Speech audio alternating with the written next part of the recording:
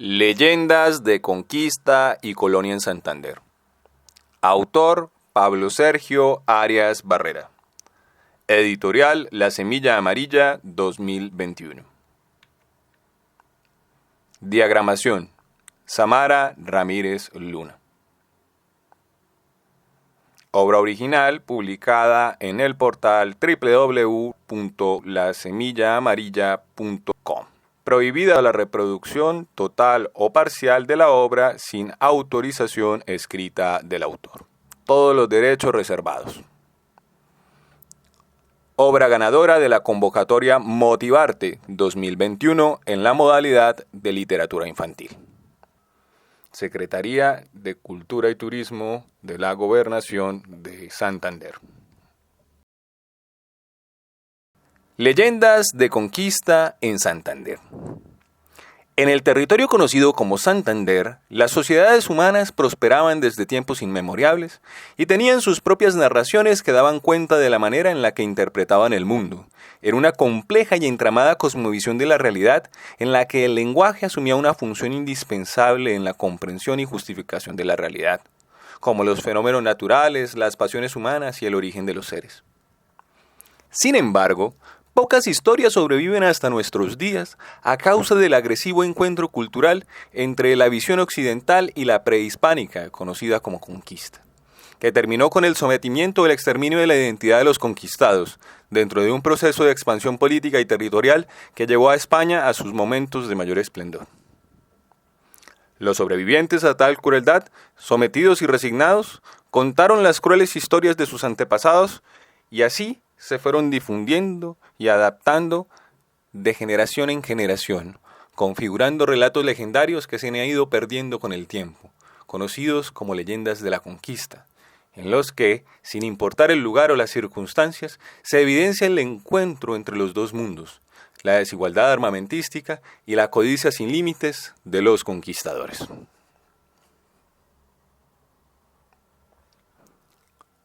1. Guanentá. Te voy a contar la historia que me contó la abuela, que la escuchó de alguien hace mucho tiempo. Es la historia de nuestros inicios como occidentales, del inicio de nuestro aprendizaje con esta lengua, que nos permite comunicarnos, o más bien, es el relato del fin de los ancestros, como fiel testimonio de su lucha y su derrota, lo que borró su legado, difundiéndose en un mestizaje cultural y racial carente de identidad. Los ancestros, sí, los tuyos y los míos. La abuela aprendió aquellas historias en épocas en las que las personas se escuchaban unas a otras y compartían relatos ancestrales que se difundían como el fuego alrededor de los fogones. En esos momentos familiares, no muy lejanos, en los que la gente se miraba los rostros al hablar, disfrutando la presencia del otro y del placer de visitar o ser visitado solamente para conversar. Esto ocurrió hace poco, aunque seguramente no lo recuerdas. Diríamos, para resumir, que la abuela escuchó las historias que voy a contarte mucho antes de la invención de los celulares, en una tradición milenaria que se ha transmitido de generación en generación. Todo inicia en otros tiempos, pero en el mismo lugar, y con otras gentes, pues aquí, ya antes de la llegada de los invasores españoles, existía un pueblo ancestral, con su propia cultura, costumbres y tradiciones, en lo que hoy conocemos como la Mesa de los Santos y en general Bucaramanga. Fue conocido como el pueblo Guane y su gente vivía tranquilamente en asentamientos alrededor del río. Eran pescadores y hábiles productores de textiles en algodón, lo que les permitió prosperar de manera bastante pacífica a través de relaciones de intercambio con sus comunidades vecinas, gracias a los cuales podían suplir las necesidades básicas, como la sal, e incluso podían adquirir joyas y collares con hermosísimas conchas de caracolas traídas desde las lejanías del mar. En este mundo, organizado por pequeños cacicazgos o familias que obedecían al cacique máximo, en donde las personas eran conocidas por ser más altas y blancas que las demás tribus de la región, que usaban ropaje de diseño avanzado y tenían excepcionales hábitos de limpieza, nació un hermoso príncipe, digno de dirigir a todos los demás caciques, al que pusieron por nombre Guanentá. El padre de Guanentá, el gran cacique Máximo, fue un gran rey, que gobernó con justicia y prosperidad, en una tierra de eterna primavera en la que no asolaban las estaciones y el grano era fecundo. Todo, podría decirse, era perfecto. Sin embargo, al corazón del gran cacique le agobiaba la tristeza por no poder concebir un heredero. La joven esposa, siempre dispuesta, se sentía en desgracia por no poder complacer a su marido, y éste, a su vez, comprensivo y triste, sabía que quizá era él el que estaba muy viejo. Quizá en el fondo pensaba que su semilla no era fértil, y entonces acudió a lo alto de la Singla, subiendo por las crestas empinadas de las montañas, buscando a los sabios de las cavernas, para preguntarles si el dios Sol y la diosa Luna podía concederles la gracia de ser padre. Los sabios consultaron al destino según las costumbres ancestrales que se perdieron en la memoria, y le respondieron al gran cacique.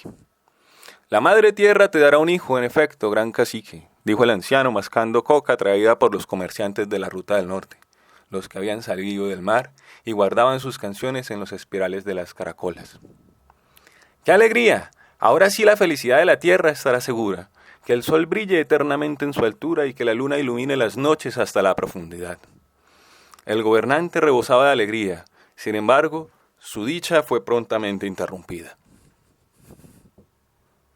Sin embargo, oh, pobre muchacho, será el testigo del cambio del mundo.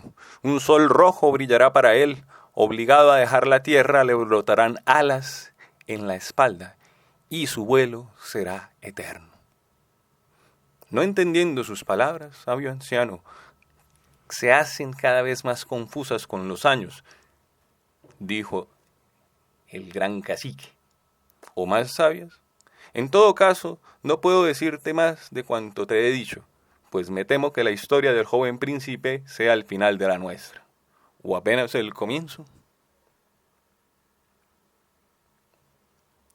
El cacique Máximo guardó las palabras de los sabios en su corazón, y al volver a Géridas, como se conocía antiguamente a la mesa de los santos, su morada, recibió la gran noticia de que su hermana y esposa estaba embarazada.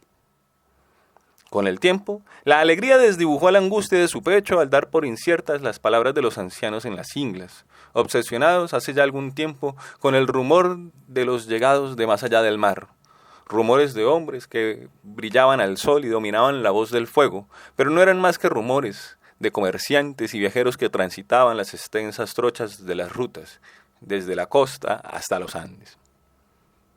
Durante la infancia del príncipe no hubo novedades diferentes a las del clima, que en general mejoraron la subienda de los peces e hicieron más fáciles de encontrar a las hormigas de vientre prominente que tostaban al fuego y que eran muy apreciadas por su alto valor nutricional.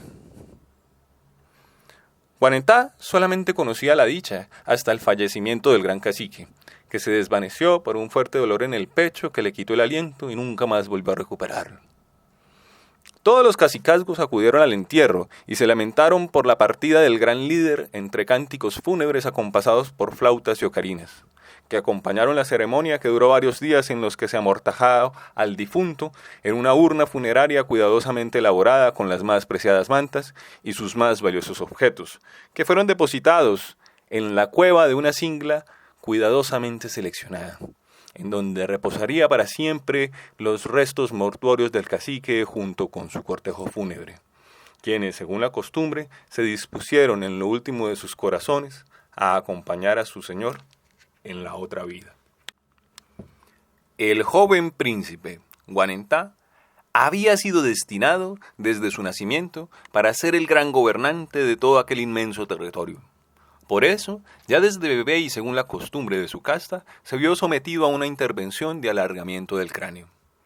Era un procedimiento bastante común, en donde a los recién nacidos se les entablillaba el cráneo, apenas en formación, con la intención de darle una apariencia más ovalada, asociada culturalmente a estatus y belleza.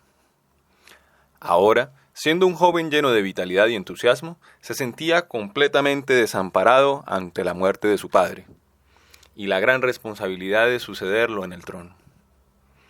Se guardó luto al cacique, según la tradición, y luego, habiendo transcurrido un periodo de tiempo prudente, las flautas y las ocarinas volvieron a cantar, ahora himnos alegres que, entre borracheras de chicha y comilona, celebraban la coronación del nuevo señor Guanentá, a quien los líderes de los 31 cacicazgos rindieron homenaje con un hermosísimo regalo y muchas mantas de lujo, oro y demás artículos obtenidos por intercambio con otros pueblos.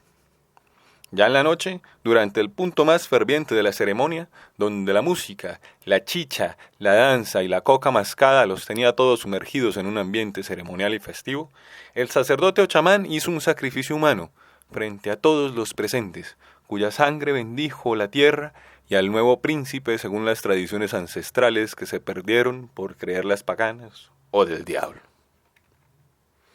En aquel momento, los rayos de la luna parecieron volverse rojos, y la noche se tornó aún más oscura, llenándose de murmullos y malos presagios que fueron espantados en su momento por la risa y el canto de la ceremonia que se extendió hasta altas horas de la madrugada. El coraje del cacique Guanentá fue puesto a prueba más pronto de lo que cualquiera hubiera imaginado, pues los yariguíes del Magdalena Medio habían recibido la noticia del fallecimiento del gran cacique, y, cual pueblo guerrero, creyeron que era oportunidad de extender su territorio por medio de la conquista. Sin más, la tranquilidad de la meseta se vio alterada por diversos mensajes de un cacicazgo, y otro que se reportaron con sus gentes para sacar a palos a los agresivos invasores, si bien preferían la paz y no eran muy diestros ni en armamento ni en técnicas de combate. Sin embargo, eran hábiles con los arcos, las cerbatanas y las flechas envenenadas, que les ayudaron a contrastar los garrotes y las lanzas de sus agresores. El enfrentamiento fue intenso pero corto, pues los vecinos de las tierras calientes reconocieron la fiereza militar y política del nuevo gran cacique, estableciendo fronteras más o menos claras y evitando así posteriores enfrentamientos, reafirmando la autoridad y consolidando la estabilidad necesaria entre los pueblos. Guanentá, por ser el rey, era el único con la posibilidad de tener varias esposas, y era frecuente entre las familias tener un descendiente directo del gran cacique. Sin embargo, el joven cacique aún no se había casado, así que, una vez terminadas las escaramuzas con los vecinos, los líderes de los diferentes cacicazgos celebraron un agasajo para el joven Guanentá, invitando a las más hermosas doncellas. El joven cacique estaba ahí, en su trono, mirando a las doncellas que estarían dispuestas a complacerlo como su rey, bonitas, adornadas, irresistibles, pero sin ese destello que produce el amor a primera vista, hasta que se encontró con ella, insolente, despreocupada, con los gestos del fuego y la indiferencia seductora de la hoguera. Entonces quiso hablar con ella, danzar a su ritmo, conocer su nombre y apoderarse de su corazón. ¿Bailas? Solamente con el viento y con la corriente del gran río. Y si tu rey te lo pidiera, terminada la danza, no había duda. Era costumbre entre los guanes que, al pedir la mano de la novia, el novio le ofreciera grandes obsequios a la familia de la novia, incluyendo un nido de hormigas culonas, aquellos pequeños insectos comestibles que simbolizaban la abundancia y la fertilidad. Sin dudarlo, Guanentá se aprestó a ofrecer sus regalos y en breve se celebró el cortejo del matrimonio. Los rumores crecieron como el fuego y lo que apenas fue un pensamiento para el anciano cacique, ahora se rumoraba de boca en boca con más fuerza. Las cosas estaban cambiando, los intercambios comerciales eran cada vez menos frecuentes y las noticias cada vez más aterradoras. Alguna vez le había escuchado a su padre algunos rumores de hombres brillantes que, sobre bestias, dominaban la voz del fuego. Ahora, y a pesar de la aparente calma, esas historias eran cada vez más frecuentes. Los guane, como ya se ha dicho, no eran un pueblo guerrero, así que siempre estaban más dispuestos a aprender y a escuchar que a atacar. Sin embargo, se caracterizaban por la credulidad de los que no conocen el engaño, y esa, quizá, fue su perdición. Entonces llegó aquel extraño visitante de piel quemada por el sol. Era de las tribus del norte, ricos en sal, conchas y coca. Tenía marcas en la espalda, como cortes profundos marcados por látigos, y en las manos y el cuello aún poseía las costras de las heridas de una cuerda que hace poco estuviera atada de manera inmisericordia. Estaba hambriento, vestía harapos, y en su mirada destellaba el vacío de quien ha visto y ha vivido en carne propia el horror. El cacique lo mandó a llamar a su presencia. Una vez se hubo enterado de los rumores que lo habían traído hasta allí. En cuanto compareció ante Guanentá, el extranjero empezó a lamentarse en su propia lengua. Poseían algunas raíces lingüísticas comunes, pero en ocasiones era difícil que se entendieran. Sin embargo, el rey pudo confirmar sus sospechas. Por las declaraciones del extranjero, pudo enterarse de que eran seres de olor fétido, con trajes brillantes, resistentes a las lanzas y las flechas, que dominaban el arte del fuego y destrozaban todo a su paso, abusando de las mujeres y esclavizando a los hombres. El forastero habría podido escapar, pero en su gesto podía percibirse el miedo y la soledad que le acompañarían hasta el final de sus días. La familia del cacique fue abundante y próspera durante los meses siguientes, si bien el extraño visitante desapareció una noche para no volver a dejarse ver jamás. Para ese momento nació el primer descendiente por línea directa, pero fue una niña, y aunque la noticia fue una gran decepción para la comarca entera, Guanentó recibió a su pequeña hija con alegría y entusiasmo, ordenando celebrar un gran alboroto lleno de comida y chicha al que los comensales estuvieron prestos a asistir. El espíritu festivo reinaba en el ambiente, y las diferentes esposas del cacique se turnaban en atenciones para con la recién nacida, cuando llegó el emisario del cacique Cobareque, quien se lamentaba que su señor hubiera entablado amistad con los intrusos que se apoderaron de todo en nombre de su rey. Los cantos, la risa y la fiesta se dieron por terminados con tan funestas noticias, que augurarían el final de los buenos tiempos, para enterrarlos en el legado de la historia. Guanentá mandó a reunir al consejo, a donde asistieron la mayoría de los caciques para compartir sus múltiples preocupaciones. Entonces fue cuando escuchó por primera vez el apellido Galeano, que recordará con resentimiento hasta el final de sus días. Los testigos le manifestaron al gran consejo, dirigido por Guanentá, que los hombres de afuera, con olor fétido y ropas resistentes al ataque de las flechas, hablaban de un rey que estaba más allá de los mares y de un único Dios que estaba más arriba de los cielos. Dicen que ellos son los buenos y que nosotros tenemos que aprender a ser como ellos, porque así como somos malos. Entonces contaron las crueldades y los abusos de los que eran capaces los extranjeros cuando la gente los enfrentaba, pues hicieron fama de ser vengativos y crueles, como jamás se había visto por estas tierras.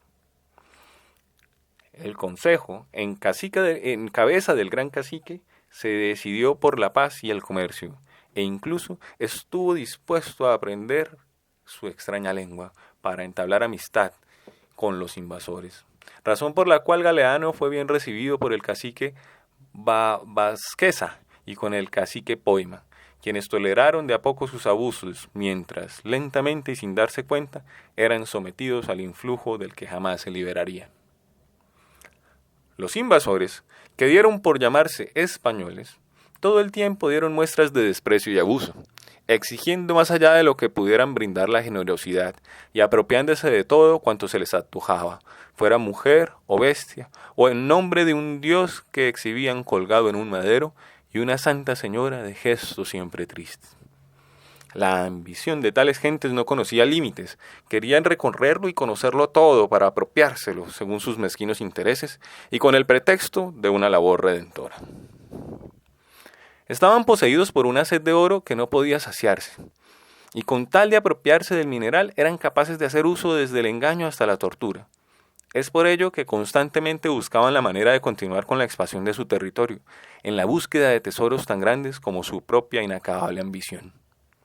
Siempre preguntaban por el Señor de los Señores, y la mayoría de las gentes se rehusaba a hacer mención siquiera de su existencia, pero algunos sirvientes, mucho más complacientes y por ello mejor tratados, convinieron en decirles, en propia lengua extranjera, que el gran cacique dominaba todo desde las alturas de la meseta de Géridas. Entonces, el malvado Galeano definió su próximo objetivo. Los españoles continuaron conquistando territorios hasta llegar al cauce del río Ponce, donde se encontraron con el cacique Macaregua, quien estuvo dispuesto por primera vez a hacerle frente al enemigo con un ejército abundante y enardecido, aunque ingenuamente armado. La lucha fue intensa. La fragilidad de aquel pueblo, que no era guerrero y que ahora se enfrentaba a su invasor, se hacía evidente. Pero, a pesar del contexto de desigualdad de la lucha, los nativos lograron dar muerte a un español, de nombre Pedro Vázquez. Tal logro, celebrado con entusiasmo, enardecería la crueldad ibérica, que no tendría límites en mostrar sus represalias contra la gente pobremente armada. Pronto los españoles tomarían rumbo en busca de Guanentá, pues, al reconocerlo como el gran señor, lo imaginaron poseedor de tesoros sin límite que solamente un espíritu corrompido por la codicia podría imaginar. Al fracasar los intentos de paz, el pueblo de pescadores, recolectores y artesanos tuvo que prepararse para la guerra. Les sobraba coraje, estaban llenos de valor, pero sus cuerpos fueron abaleados sin misericordia por aquellos hombres formados con estrategia militar, protegidos con armaduras, dotados de caballos y, lo más importante, poseedores de las armas de fuego que, además de su impacto mortal, tenían la capacidad de hacer temblar al viento, sembrando el terror en lo más profundo de la médula, al que huye el ave tanto como el hombre o la bestia. Entonces la mesa de Géridas, antes próspera, se preparó para la batalla reuniendo a los grandes señores y convocando a los más fieros guerreros, hábiles cazadores con la cerbatona, la flecha y el veneno, que ahora sabían que debían apuntar a las partes blandas, donde no cubría la armadura. Ahora las historias de seres brillantes como el sol se hacían verosímiles, con las armaduras oxidadas de hediondos hombres de largas barbas. Las bestias que montaban se figuraban parte de la naturaleza y no parte de mitologías fantásticas que reinaban en los orígenes colectivos y sus imaginarios, y como tal, reconocieron al enemigo humano inmortal, como se había podido comprobar, así que estaban dispuestos a enfrentarlos con lo más de su ingenio, aunque sus esfuerzos resultarían ingenuos para la formación militar de los hombres de Galeano, expertos en el arte de la muerte. Sin embargo, aquel día se escondieron al borde de la cañada y lograron sorprender a sus hombres sin que pudieran dar uso de sus terribles cañones.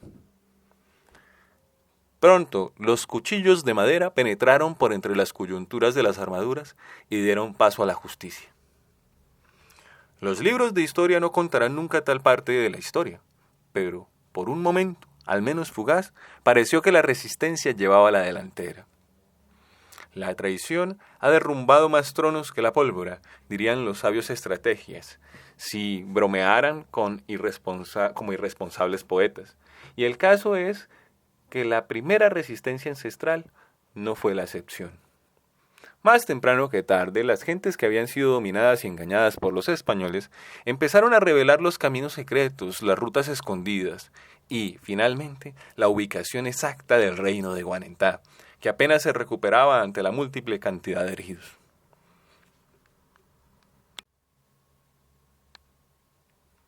Algunos, bajo la promesa de tratos especiales y ante la insistente pregunta por oro, le juraron a los españoles que el gran cacique habitaba en moradas de oro, adornadas con joyas, alimentando ideas de codicia que les permitían soportar las más inclementes y crueles situaciones de la vida y desafíos de la naturaleza y el destino. Galeano supo abrirse paso por entre los caminos ancestrales y subió a lomo de caballo las escarpadas crestas de las montañas, entre las que se escuchaban a lo lejos las melodías de las trompetas de concha, las flautas y las ocarinas, que, en lugar de amedrentarlos, les rebosaba la curiosidad y el deseo. Una ciudad toda llena de oro, pensaban, y la sola idea resultaba suficiente para continuar la marcha sin comer o dormir. En breve Galeano llegó a las planicies de la meseta de Géridas. Un traductor le dijo que tal nombre significaba tierra parecida al cielo, y ahora que entendía su significado, le parecía que el nombre le hacía justicia a lo que veía. Los enfrentamientos no se hicieron esperar. Guanentá, como jefe de su pueblo, lideró al ejército, mal armado y mal instruido, que se enfrentó con valor a lo que a la postre sería narrado por el cronista don Juan de Castellanos como una masacre. La avanzada de los invasores, acostumbrados a no lavar sus cuerpos, fue constante y sin bajas representativas que se hayan encontrado en los registros de la historia. Sin embargo, para los valientes del cacique, el resultado era desastroso, y ahora todos huían por su vida en una retirada tan desorganizada como el mismo ataque. El enemigo se aproximaba cada vez más a la ciudad principal, morada del gran cacique. Los hombres, replegados, buscaron a sus mujeres, niños y ancianos para abandonar las casas comunales y buscar refugio para salvar las vidas en lo alto de las cinglas y por entre los escondrijos de las peñas. Cuando Galeano finalmente llegó, la decepción no se hizo notar. ¿Dónde estaba el oro prometido? ¿Dónde la riqueza sin igual? Su cólera no conocía compasión y ordenó quemar gran parte de lo que encontró, principalmente lo que hacía referencia a lugares populares o sitios de culto. Cualquier cosa que representara algo diferente a sus propias conductas como occidentales fue reprobado y, por tanto, exterminado. Sin embargo, ¿dónde estaba aquella gente? Los exploradores supieron que los esperaban en lo alto de los peñascos y acudieron en su encuentro. Al verlos, la comunidad guane, replegada en sus cinglas, empezó a entonar canciones de guerra con el sentimiento puro de un pueblo que clamaba justicia y su derecho legítimo a existir. Los españoles desistieron de su intento de abordar las cinglas por considerarlo muy peligroso, de tal manera que fingieron la retirada. Los guane, sorprendidos por su aparente victoria, salieron paulatinamente de sus escondrijos y encontraron la muerte o la prisión en manos de los hombres despiadados de Martín Galeano, que los esperaban, escondidos en la comunidad de las tierras bajas. Sin embargo, pese a la efectividad de la emboscada, el gran cacique había podido escapar, y con él el espíritu del pueblo corría libre e insolente ante la implacable influencia de los invasores. Pocos, incluso de su mismo pueblo, supieron que el cacique visitó al antiguo anciano, que, al verlo, le preguntó si ya le habían salido alas. Juanentano comprendió la pregunta, tenía miedo y rabia, más rabia que miedo. Quería luchar, quería vencerlos, por él, por su pueblo, por sus dioses e incluso por su propia lengua. Pero se sabía derrotado y por eso suplicaba ayuda, no para él, sino para su pueblo. No te aflijas, joven cacique. La rueda del destino se echó a rodar mucho antes de que nos hilaran a nosotros en este telar infinito que es la existencia. Y agregó, toma estos 4 encantamientos, no los uses ni antes ni después del momento indicado. Pero, ¿y cómo? En tu corazón encontrarás la respuesta. La extensa familia del cacique se encontraba consternada y llena de lágrimas. Las mujeres lloraban y los niños no dejaban de gimotear entre las grietas de las cinglas mientras esperaban desde las alturas que todo se calmara. Entonces uno de los guerreros dio la orden de retirada, pero ninguno de las esposas quiso abandonar a su rey y permanecieron por varios días aferradas en las cavernas, moviéndose por cinglas y tumbas con restos mortuorios amortajados. Era el presente que se aferraba fuertemente al pasado para no dejar de existir, pero paulatinamente sintieron hambre y una a una bajaron, para correr la suerte de ser apresadas por los invasores, mientras todos se preocupaban por el destino de su cacique y héroe. Cuando los invasores se encontraban a punto de darlo por perdido, algunos de los soldados encontró un rastro, y entonces, sin perder el tiempo, Galeano organizó una comitiva integrada por 6 de sus mejores jinetes rastreadores que tenían como misión darle caza y traerlo a su presencia, ya fuera vivo o muerto, como símbolo de sumisión del pueblo. Juanentano quería abandonar a su reino ni a su pueblo, simplemente escapaba por su vida, cual sobreviviente a una vil emboscada. Ahora que corría por su vida, la ira y la impotencia le enjugaban el alma. Era un dolor, un lamento, un grito desesperado y profundo desde lo más ancestral del hombre precolombino que se resistía a morir ante la crueldad y la desigualdad. Ahora corría por su vida, y 6 de los mejores jinetes invasores le habían encontrado el rastro en sus veloces caballos que acortaban distancias a los hábiles pasos del cacique, cada vez más asediado por sus perseguidores. En breve los cazadores le dieron alcance, pues parecía que los caminos ancestrales hubieran sido hechos especialmente para los animales de herradura. Y ahora que se encontraban en la planicie de los pastizales, Juanentá sintió en lo más profundo de su corazón que la muerte le pisaba los talones. Así que tomó el primero de los encantamientos, las pepitas de oro, y las arrojó al suelo con la esperanza de que la codicia pudiera comprarle un poco de tiempo para tomar ventaja. Y así fue.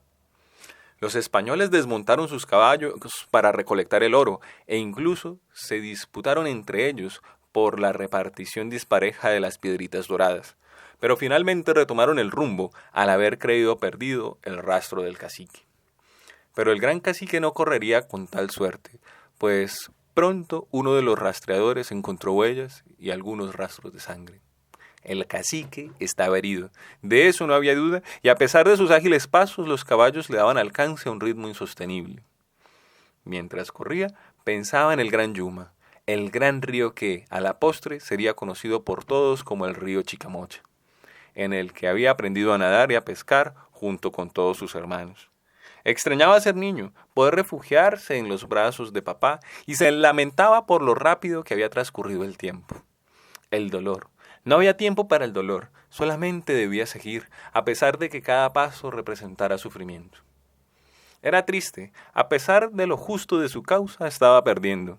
Estaba cansado, se detuvo un instante para recuperar el aliento y entonces supo en lo más profundo de su corazón que debía utilizar el segundo encantamiento, una peineta de cabellos largos y multicolores que se enredaron entre la espesa vegetación y que se enredaron en las patas de los caballos de los españoles, quienes tuvieron que bajar de sus monturas para desenredar a los nerviosos animales que, tirados en tierra, se enredaban cada vez más entre sí con cada movimiento. En efecto, el cacique recuperó el aliento y pudo perderle el rastro a sus perseguidores por un buen tiempo, durante el cual se preguntó por el futuro de su pueblo y sus tradiciones.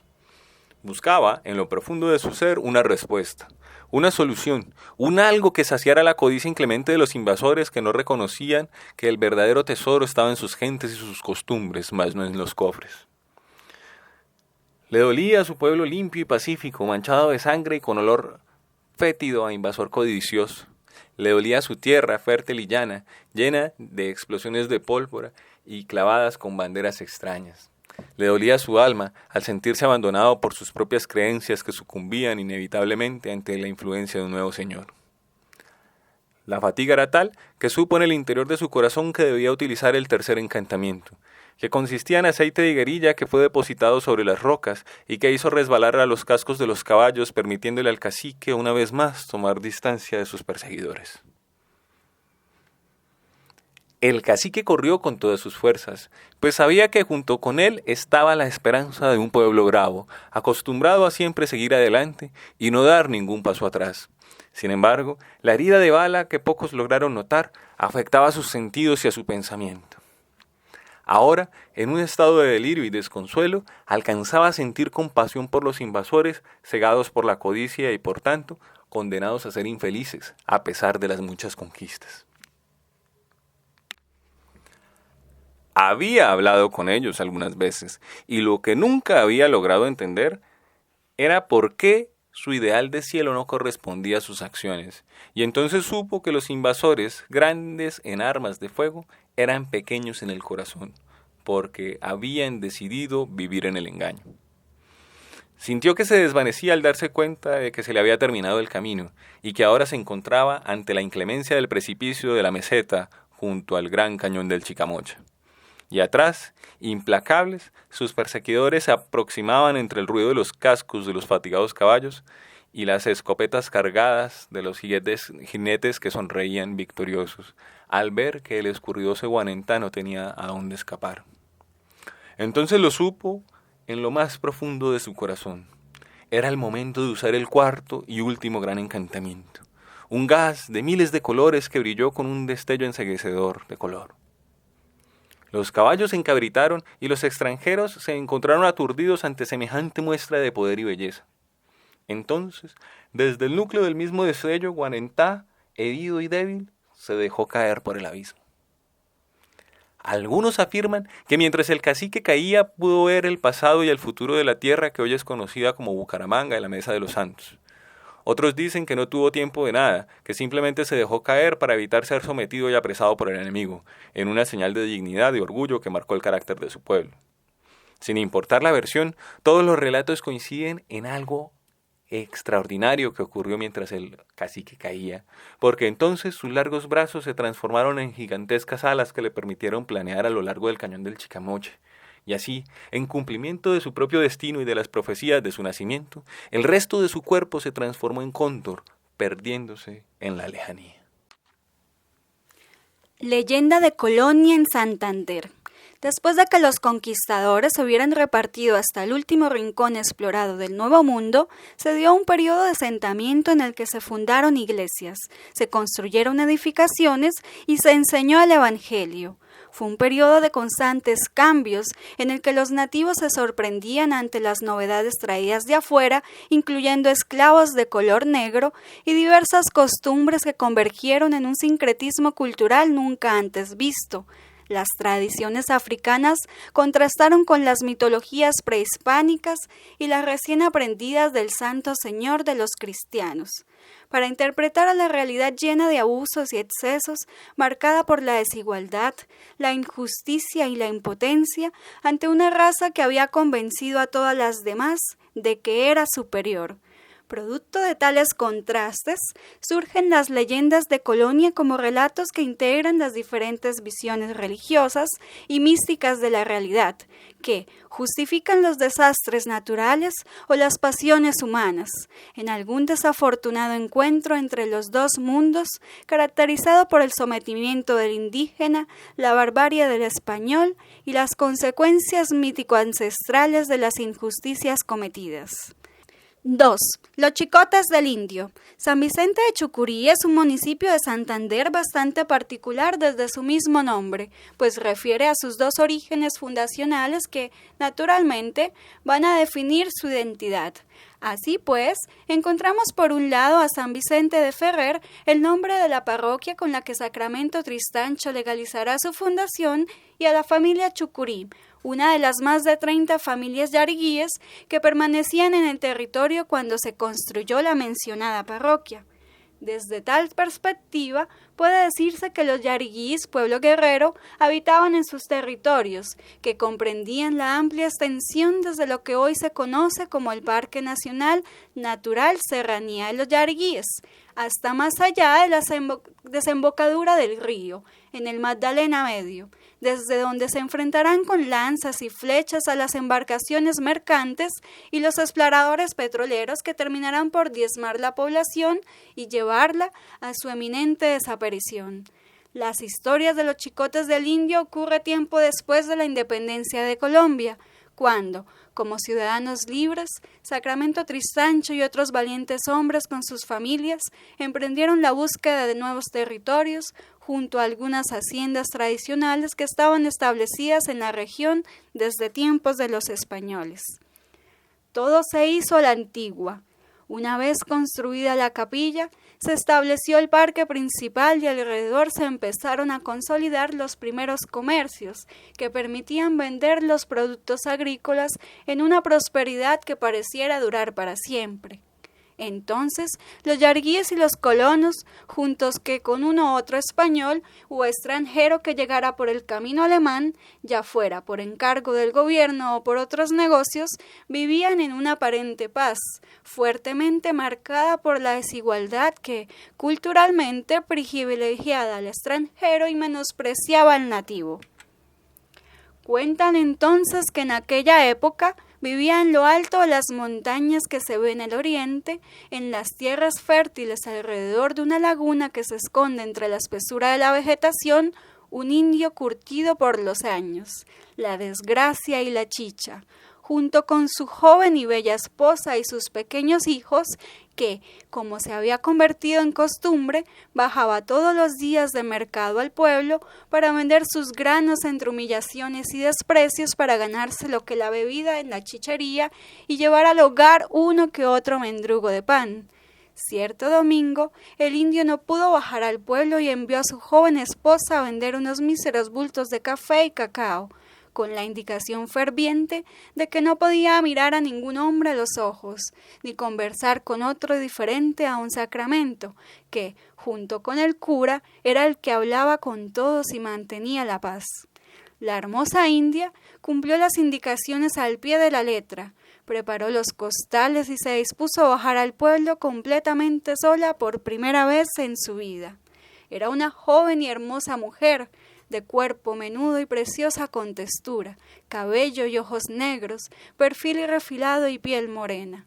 Sus costumbres limpias, delicadas y pudorosas eran las de una pobre niña criada entre las enaguas de las matronas y el calor del fuego, que finalmente tuvo edad para casarse y que fue dada en matrimonio a un indio muy respetado por haber sido un valiente guerrero y que vivía en lo profundo de la serranía, solitario, en el nido del agua que brotaba por toda la montaña. ¿Y él era? Había que contemplar su rostro para identificar el dolor y la muerte. El llanto y el desespero de un pueblo guerrero, diezmado en extremo por invasores y colonos que extinguieron sus raíces y lo obligaron a refugiarse en el seno de la madre tierra. Había que verlo a los ojos para reconocer el cansancio o la resistencia desaparecida por la indiferencia y el olvido. La muerte de los seres queridos y el exterminio de una cultura que sobrevivía de las migajas que se le caían a los grandes señores. Como ratas en los grandes mercados, a pesar de las grandes promesas de libertad e igualdad con la que se desterró a los invasores. Ella, por su parte, poco sabía del mundo, había conocido a pocos hombres en su corta vida y solamente había bajado al pueblo 2 veces cuando era pequeña, una para que le quitaran un diente y otra para hablar con el cura y recibir la comunión, aunque nunca más volvió por el templo. Ahora bajaba sola, con sus mercancías a cuestas y cumpliendo las indicaciones de su marido al pie de la letra. Caminaba sin mirar a nadie, atenta a sus propios pasos, si bien no conocía muy bien el mercado y andaba más o menos a tientas y perdida. Sentía un miedo injustificable de hablar con extraño, que pareciera espantarse cuando se le encontraban al paso o, por el contrario, pretendían pasarle por encima y a empujones, como si fuese ella la que estorbase en la mitad del camino. Era una mujer buena y sumisa, y realmente quería obedecer a su marido, pero no resistió la tentación de mirar al pueblo, especialmente adornado con brillantinas de los papeles de colores colgados en los balcones de las casas que celebraban el espíritu de las ferias y fiestas del pueblo. Quizá el indio no lo sabía, quizá lo olvidó por completo a causa de la borrachera con chicha del día anterior, pero aquel día de mercado en el que la India bajó sola al pueblo, iniciaba el alboroto festivo del carnaval que al principio la llenó de espanto, pero que luego la contagió de alegría. Arriba, en la laguna, todo era frío y niebla. Abajo, en el pueblo, todo parecía calor, música y alegría. Tenía miedo, lo pensó mucho, y finalmente se arriesgó a preguntarle a una muy amable anciana de trenzas finamente enrolladas algunas indicaciones concretas para llegar al mercado, en donde logró vender sus productos a un precio mucho mayor del que hubiera podido imaginar su marido. Quizá los comerciantes, eclipsados por su belleza, estuvieron dispuestos a pagar lo que justo por vez primera en sus carreras. Se sintió bien consigo misma, orgullosa de haber juntado el valor para ir sola y preguntar como una mujer libre de los nuevos tiempos. Entonces su mirada se cruzó con la del extraño, mirándolo profundamente a los ojos. ¡Oh, desgracia! Había roto su promesa. El hombre de ojos claros y verdes intentó decirle algo, pero ella, prudente y pudorosa, salió corriendo del lugar, cual animal salvaje espantado por el peligro.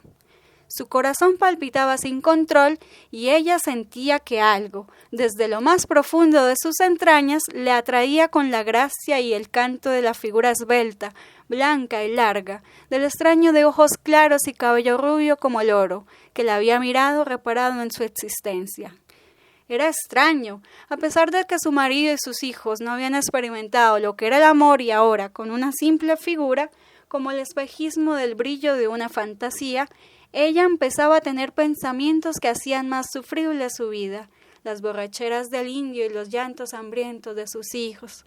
Pensó en su indio, era un buen hombre, que había pasado por cosas muy malas, aunque nunca hablaba de eso, pues la mayoría del tiempo permanecía en silencio. Sin embargo, entre el carácter duro y lo brusco de sus maneras, se escondía un ser que había tenido que adaptarse a muchos cambios, que le hicieron fuerte como ninguno por fuera, aunque quebrantaron su corazón. Al ver que el dinero por fin alcanzaba para suplir las necesidades de la casa, Ella dispuso su ingenio para que el indio encontrara motivo para emborracharse la noche anterior al día del mercado, y así, cuando amanecía, se encontraba indispuesto y la encargaba de las ventas a la plaza. Y entonces las ganancias del trabajo de la tierra, sin ser malgastado en chicha o tabaco, alcanzaba para algo más que sal, harina y aceite. Quizá algo de carne ahora que el viejo poco cazaba, pues decía sentir una inmensa compasión por los animales salvajes a quienes se lamentaba quitarles la vida y también la libertad. Afuera del rancho, ella escapaba a cualquier encuentro por fugaz o furtivo que fuera, pues solamente disfrutaba estar con Indio y sus hijos, aunque en secreto prefería los momentos de placentera soledad en los que caminaba por los senderos de los caminos reales.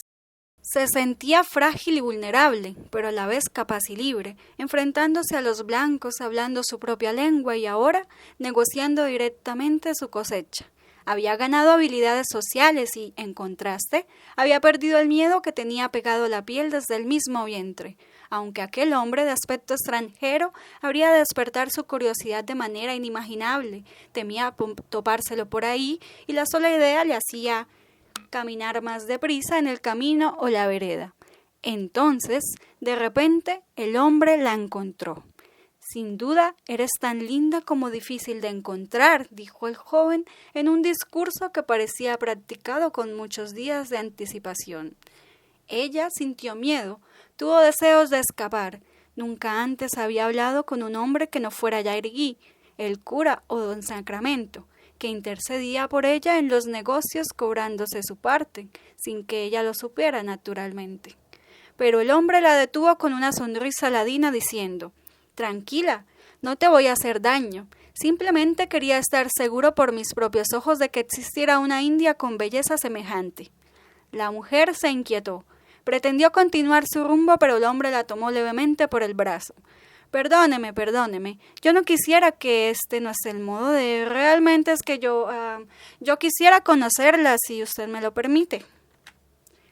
«¿Conocerme para qué?», rezongó en un gesto salvaje, pero permaneciendo frente a su interlocutor como tratando de leer sus intenciones en lo profundo de sus claros ojos. El indio, por su parte, todos los días se lamentaba su suerte y por consiguiente su existencia.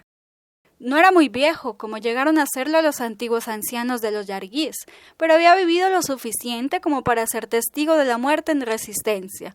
Poco a poco, incursión tras incursión, ya fuera por la guerra, la esclavitud o la viruela, su pueblo se extinguía como la niebla entre las montañas al salir el sol.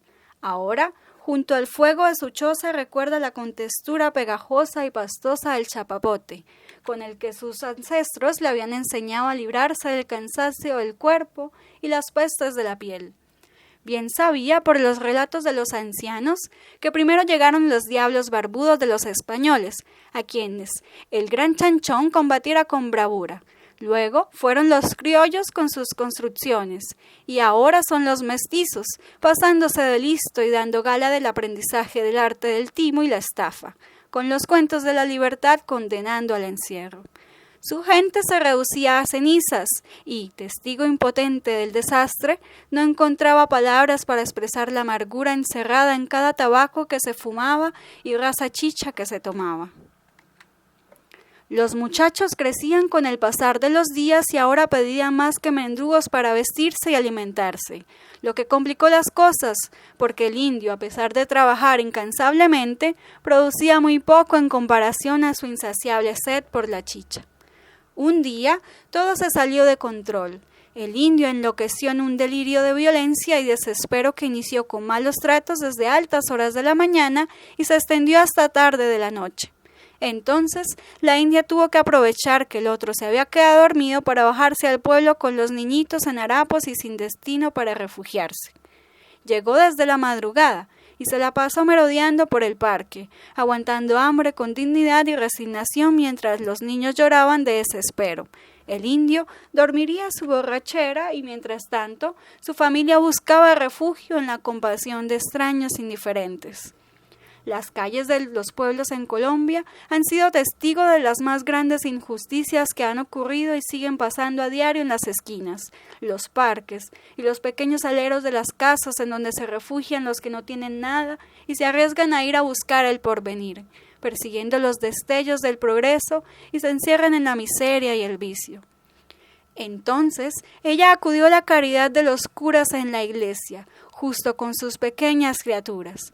Desde la altura del púlpito, el cura condescendió a dejar entrar a los indios a la casa cural y les ofreció algo de café y unos cuantos panes dulces con galletas, de manera de que los niños conocieron el dulce sabor de los bizcochos, mientras la india pudo desgustar por primera vez el sabor de una empanada, y se comprometía en lo más profundo de su corazón a asistir a misa todos los domingos junto con toda su familia. Al despertar el indio, se reconoció solo y enloqueció entre gritos desesperados que llamaban a su amada entre la inmensidad de la niebla junto a la laguna. El fuego del fogón se había extinto y no había rastro de los dos muchachos, así que, entre el aturdimiento de la resaca y el resentimiento de culpa, temió lo peor, como antaño, cuando los españoles sabían. Sus pasos ligeros, rápidos y precisos como las fieras del monte, reconocían el camino que surcó con premura en dirección al pueblo. Su mente se nubló con pensamientos negativos llenos de venganza para contra los invasores, todos ellos, extraños y mezquinos que se habían apropiado de todo. Pareciera mentira, pero la vida continuaba, solamente él una vez más a pesar de todo. Al llegar al parque principal, encontró a su mujer sentada a la sombra del atrio de la iglesia junto con los pequeños satisfechos y dormidos en su regazo. Nunca supo la razón de su ira, quizá a causa del miedo de que les hubiera pasado algo, o debido a la insolencia de haber abandonado el rancho sin su permiso. En todo caso, los trató con dureza, principalmente a ella, ante la mirada indiferente de los transeúntes que, si bien eran dados al chisme, poco acostumbraban a meterse en problemas ajenos. Sin embargo, algo en la mirada de ella había cambiado, pues en sus ojos castos y salvajes ya no se veía miedo, sino más bien un intenso deseo de igualdad. Fue fuerte, y todos los que pasaban desprevenidos, incluyendo el cura que miraba desde la comodidad de su balcón, escucharon las palabras sólidas y certeras que solamente una mujer fraguada en las bravas tierras de Santander podría pronunciar. Los dos muchachos crecían y se hacían cada vez más traviesos, preguntando por todo y dando brincos por de un lado a otro, conociendo sus límites y desarrollando sus habilidades. Cierto día, fueron a jugar a las rivieras de la laguna y vieron a una serpiente con ojos verdes que pareció mirarlos fijamente, y luego se escabulló en las profundidades de las aguas.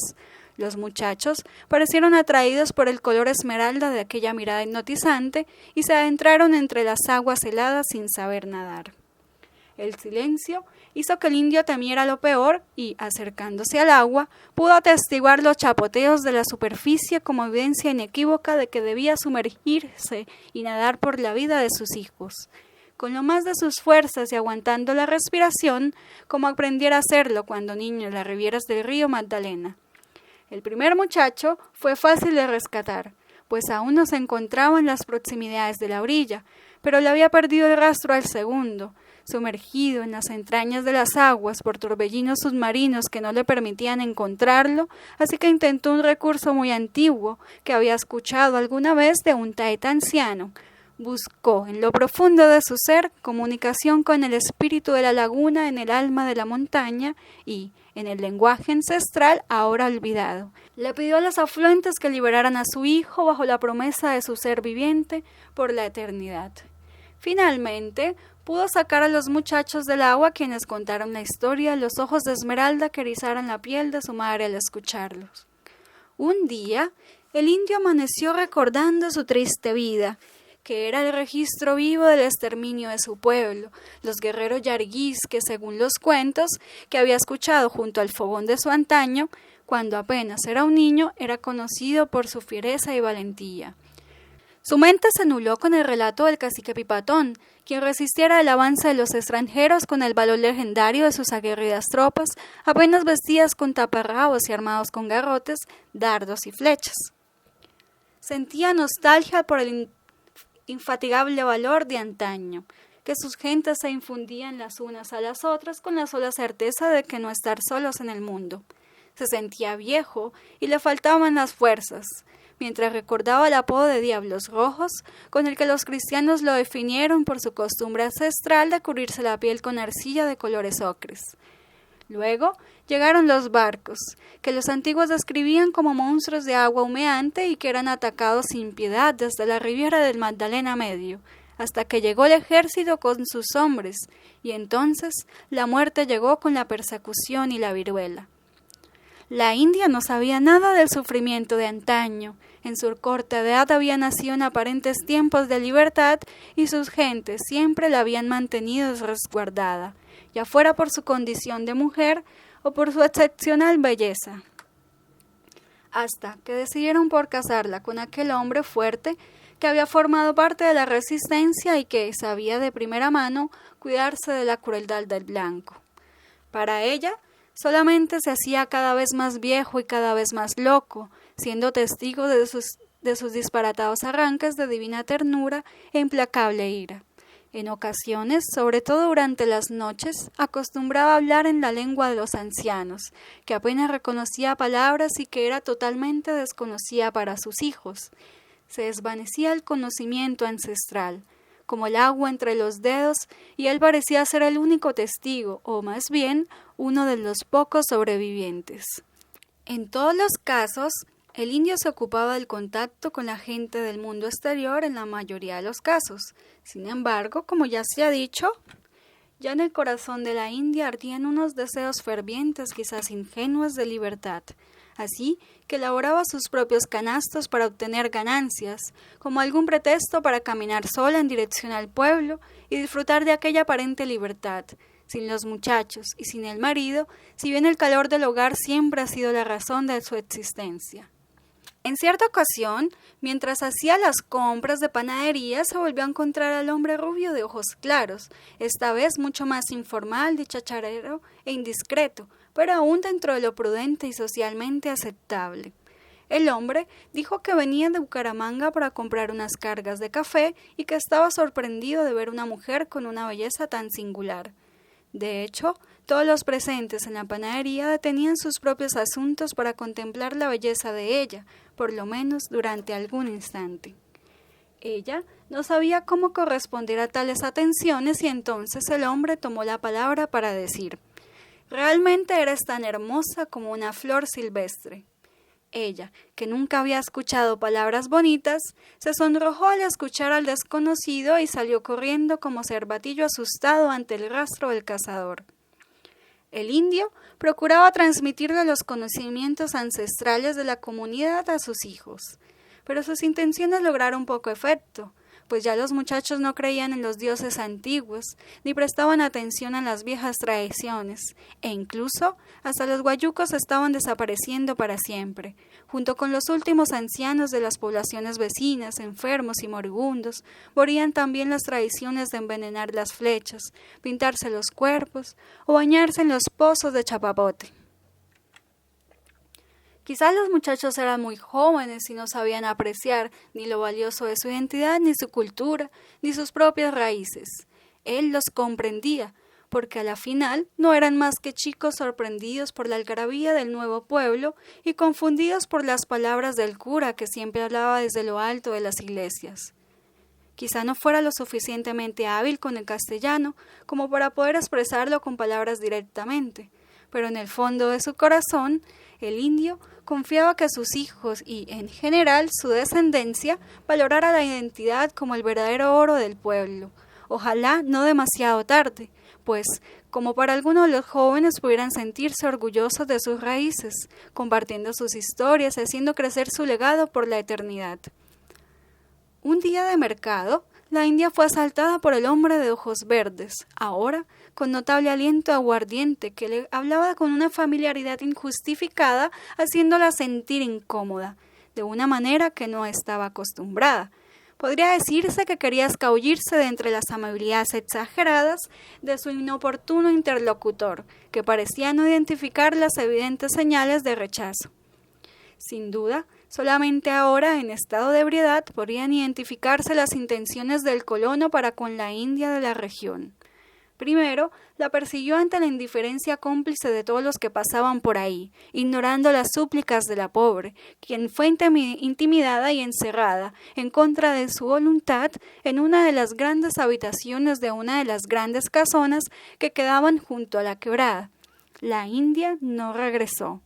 Él procuró ser optimista ante su inevitable tendencia a esperar siempre lo peor, pero pasó la noche y no llegó, de manera que madrugó para llegar temprano al pueblo a buscarla.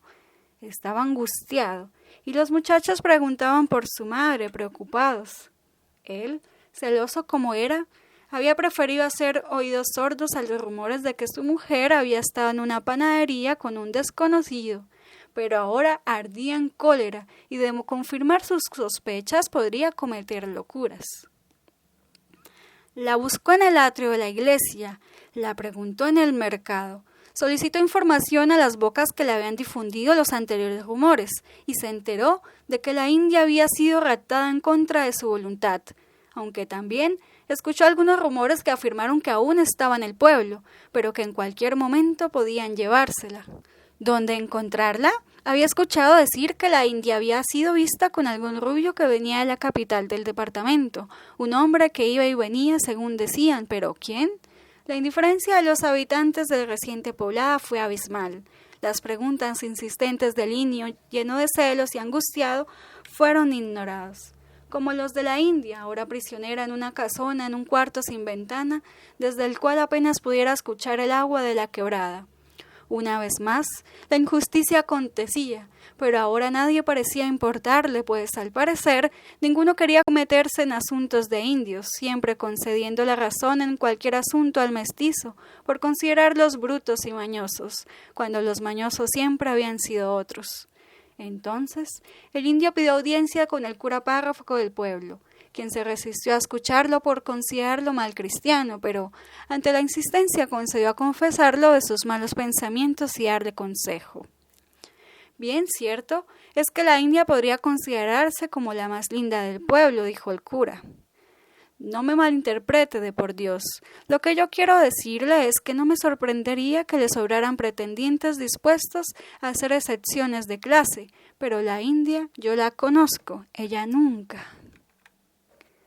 La India, por su parte, entre sus propios sollozos, escuchó algo que inició como un murmuro a lo lejos, entre los gorgoteos de la quebrada que al principio parecía un lamento, pero luego se tornó en llamado.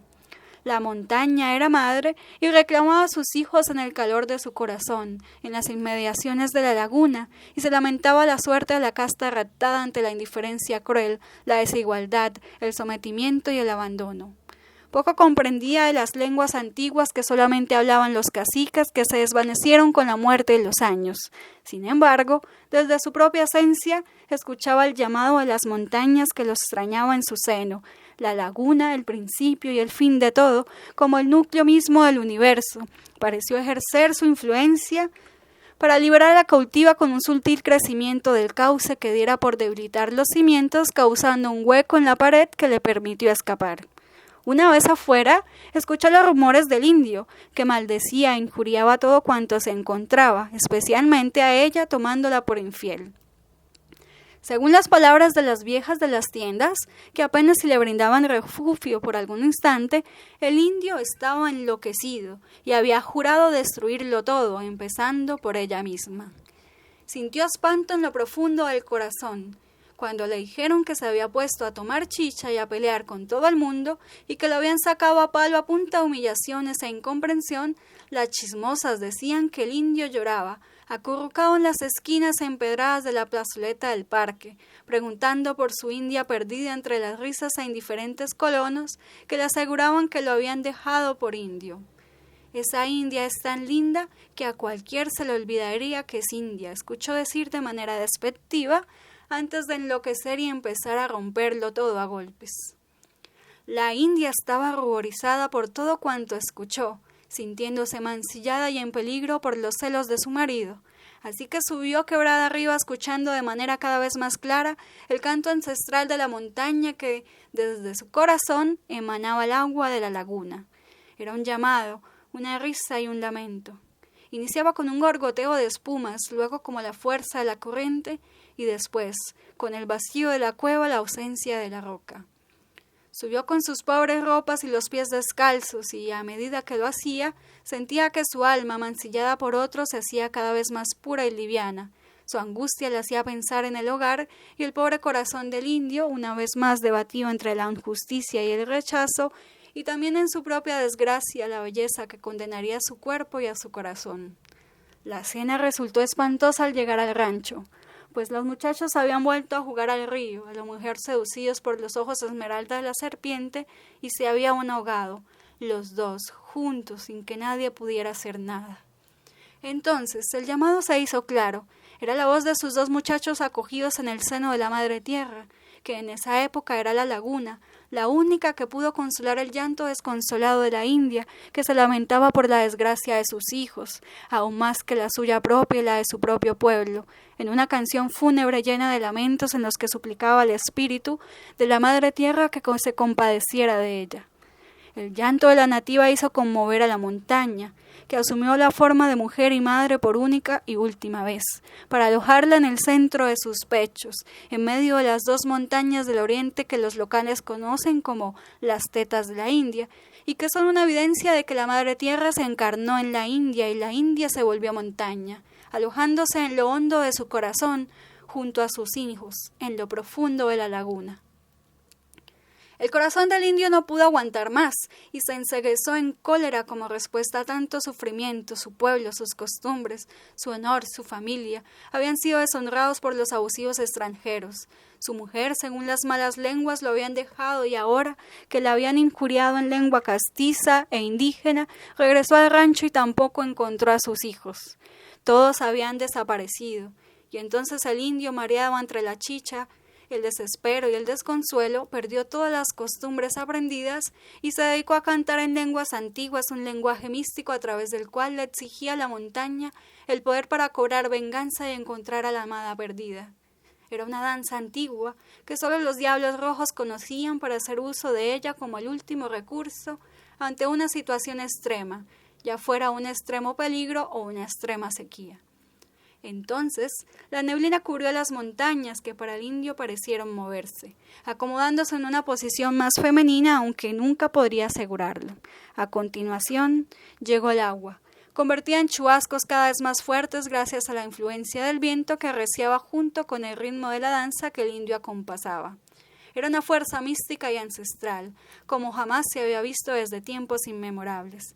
La madre tierra había sido conjurada una vez más y se conmovía por la desgracia familiar, así que, ante la incapacidad de poder ocultar por más tiempo a su protegida, decidió por desbordarse de su causa en una avalancha de rocas y lodo que liberó a la India.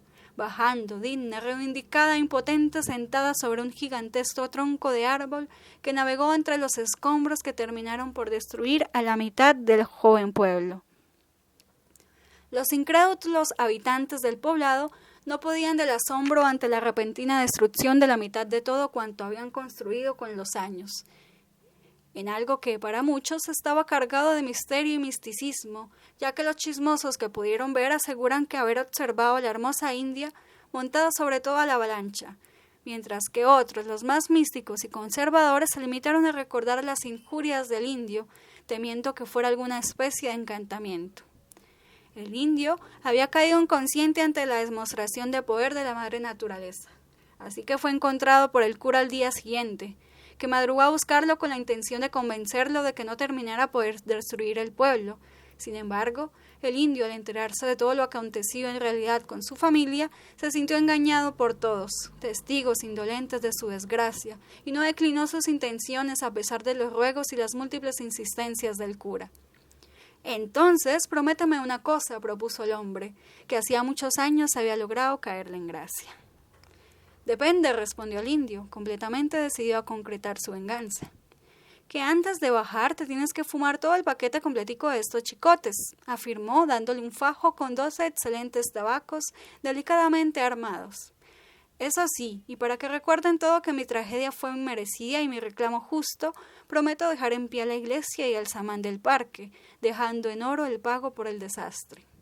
Lo que el indio no sabía era que los chicotes estaban encantados y que, cada vez que se fumaba uno, aparecía otro místicamente, pues el cura del pueblo lo había engañado, y gracias al encantamiento de los tabacos, había contenido hasta el día de hoy los impulsos del indio por destruirlo todo a su paso.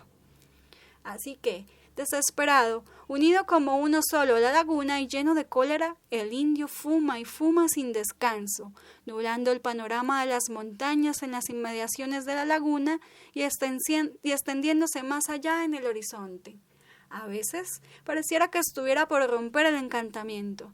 Algunos dicen que en ocasiones intenta fumarse más de un tabaco a la vez, pero siempre le queda faltando algún tabaco y el encantamiento, producto de esa promesa, detiene sus intenciones muy a pesar de su fuerza. Cuentan que hace ya varios años las nubes se oscurecieron más de lo común en lo alto. Los abuelos afirman que la fe del pueblo ha ido disminuyendo y con ello el poder de los tabacos. Así que el indio fue recuperando cada vez más fuerza y ahora se puede escuchar su canto ancestral entre el murmullo de la espuma y el vacío del agua al chocar con la piedra. Aquella ocasión, según se dice, el indio logró liberar a uno de sus hijos, el menor, para que sobre una avalancha buscara a su madre perdida. Los curiosos y chismosos que vieron la subienda de la quebrada, que se llevó una vez más la mitad del pueblo, incluyendo puentes, barrios y territorios baldíos, dicen que vieron a un muchacho navegando, impotente sobre la avalancha, y que allá, en el fondo, había una dulce señora esperándolo. Finalmente, dicen los más fervientes creyentes que el padre de la época se acercó a la riviera desbordada entre la lluvia inclemente, para rociar a las revueltas aguas con agua bendita, y entonces el indio inmediatamente recordó su promesa y calmó las aguas hasta el día de hoy. Fin. Leyendas de conquista y colonia en Santander, un libro con el que el joven lector aprenderá las costumbres y la cosmovisión de las culturas aborígenes santanderianas, guanes y yariguís, y las pondrá en contraste con los procesos de conquista y colonia a los que fueron sometidos, gracias a la lectura de una narrativa ágil acompañada de ilustraciones juveniles.